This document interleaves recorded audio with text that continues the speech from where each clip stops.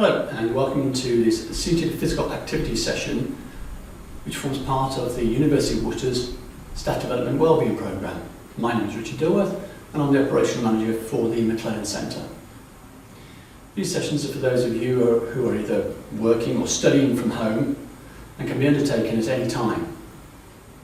Like with all physical activity programmes, if you had a recent illness, injury or you have an underlying medical condition that could be made worse by exercise, you might want to speak to your GP before you start.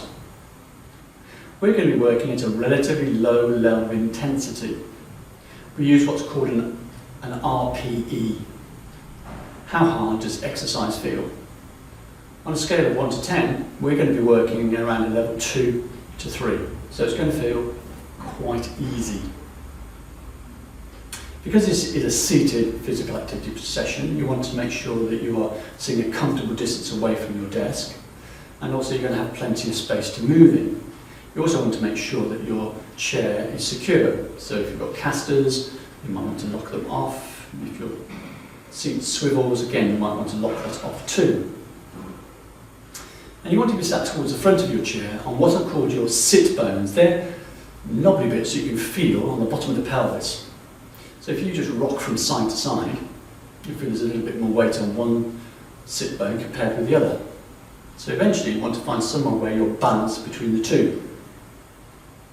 Similarly, you don't want to be hunched back in your chair and tucking your tailbone underneath you.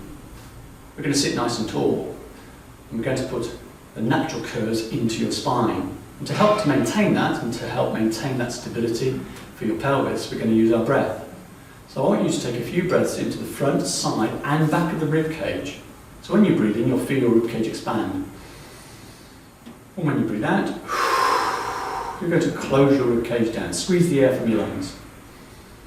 And when you squeeze the air from the lungs, you can feel your belly button being drawn back towards your spine. And muscles deeper in the lower part of your abdomen, getting a bit firmer, a bit tighter. They're muscles you're going to use to help to maintain your stability and your alignment as you move. We also imagine when we're breathing that you have an internal spring that expands and contracts. So when you breathe in, that internal spring expands and pushes your pelvis and those sit bones into your chair. And when you breathe out, you move back down into your pelvis. So you can feel you're almost anchored to your chair. We can continue that as we move. So as you breathe in, you're going to lean to one side. Breathing out to come back into the centre. So expand and then compress that spring. And when you're leaning to the side, you'll notice that one shoulder is slightly higher than the other. And we're going to continue to focus on that now, as we lift just one shoulder, then the other, until eventually that's all we're doing. And we call these shoulder shrugs, feeling a release of tension each time you drop your shoulders. And now we're going to do both shoulders at the same time, feeling a sense of length at the back of the neck. And then we start to roll the shoulders from front to back. And then we can take this into a circle of the shoulders, pulling them forward, drawing them up, back and down. And then we change direction. So feel that release of tension in your neck, through your shoulders, just loosening things off. And then let your arms just hang by your side. And then looking through the corner of your eye, just turn to one side, look back to the centre, turn the head to the centre, and then go the other way.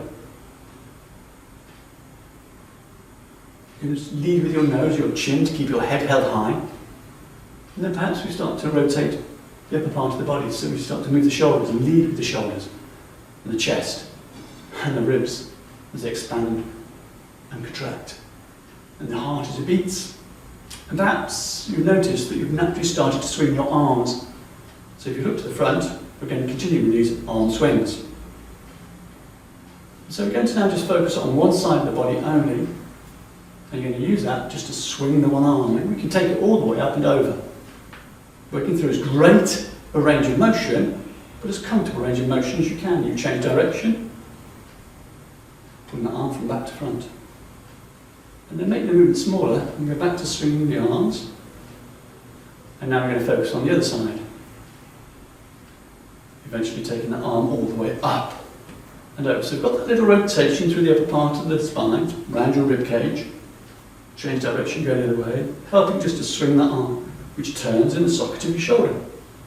And then we make those movements a bit smaller, until again we're swinging both arms. And then we can start to swing both arms in opposite directions, perhaps bringing your hands right above your head. And then taking the arms, if you want, all the way up and over in opposite direction. We call this the windmill arms. And you can reverse it. And then make the movement smaller, and go back to swinging your arms by your side. Still set up on those sit bones, still with that sense of length through your spine. Let your arms just hang by your side. Let's leave them alone for a little bit. You can work in your shoes, you can work in stocking or bare feet. I prefer to work in stocking feet because it gives a slightly better connection to the floor.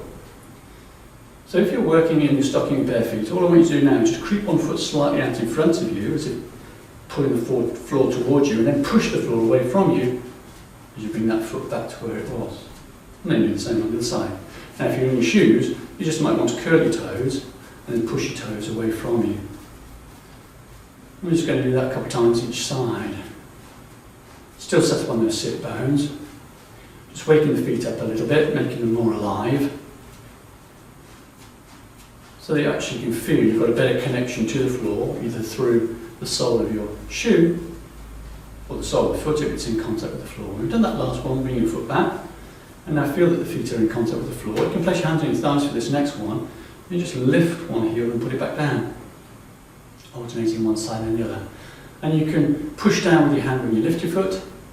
Keep pushing down with your hand and resist that when you lower your heel. You do both feet at the same time. So you pull yourself up onto your toes. We'll do 4 more of them. Still up on those sit bones. And then go back to doing one leg at a time. And as you lower the one foot, you lift the other. And then, dropping your arms by your side, you start to roll through the feet from the outside of the heel, across the centre of the foot, and roll and push off your toes. And you can start to pick the feet up. You start to go a little march on the spot. Get a little rotation through the upper part of the body. We can start to swing the arms as if we were going for a walk. And it's the opposite arm to opposite leg. And we lift up the knee and bring the hand forward. And then come to a nice balanced position, just somewhere in the centre, and let your feet rest on the floor. Staying up on those sit bones, take a deep breath in.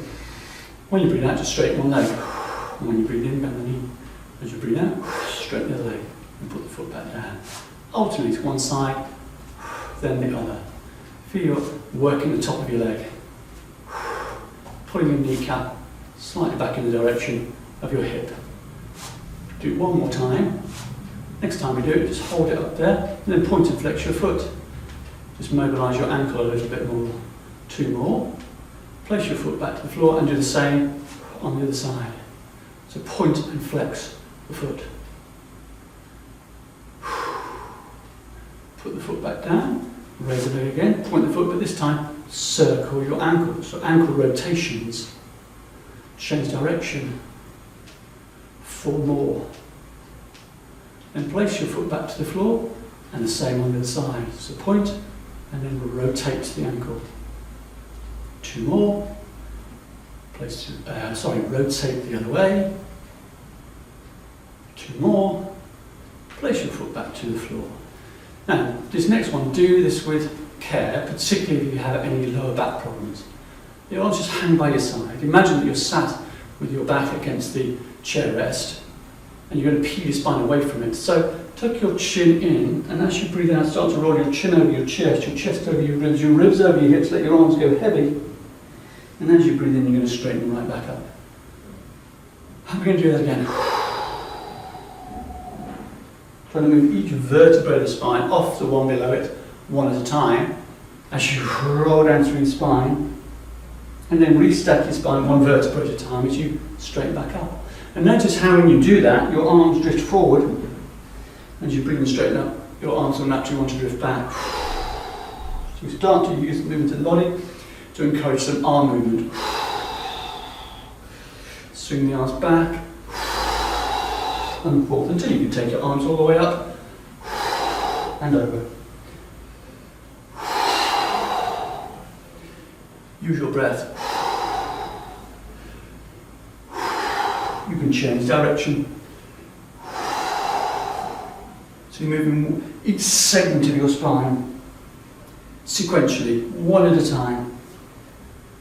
One more time. When you've done this last one, rest your arms by your side. Come towards the front of the chair, so feel as if your heels are put slightly underneath you. Then you can use your hands for support. So take your breath in, and as you do, come slightly forward and stand up. And as you breathe out, sit back down. So again, you can use your hands for support if you want. Otherwise, just keep your hands out in front of you.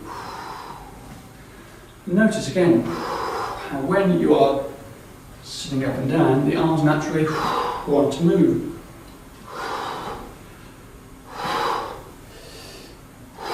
So you sit to stand.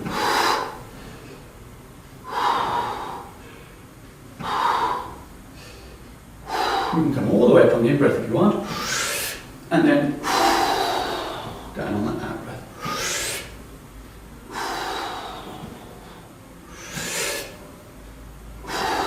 One more time.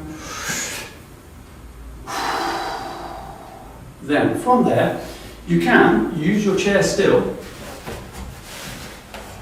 You can put it to one side, place your hands onto the chair, and then, as you breathe in, come up onto your toes, breathe out to put your heels down. So just using it for light support. If you find that's okay, you want to chance out a little bit more, you can put one hand onto the chair, and then swap it over, and put the other hand onto the chair. If that's all reasonably okay, you can do it without having to hold on to the chair. So breathing in to come up onto the toes, breathing out to put the heels down. And again, you might find the arms want to naturally move.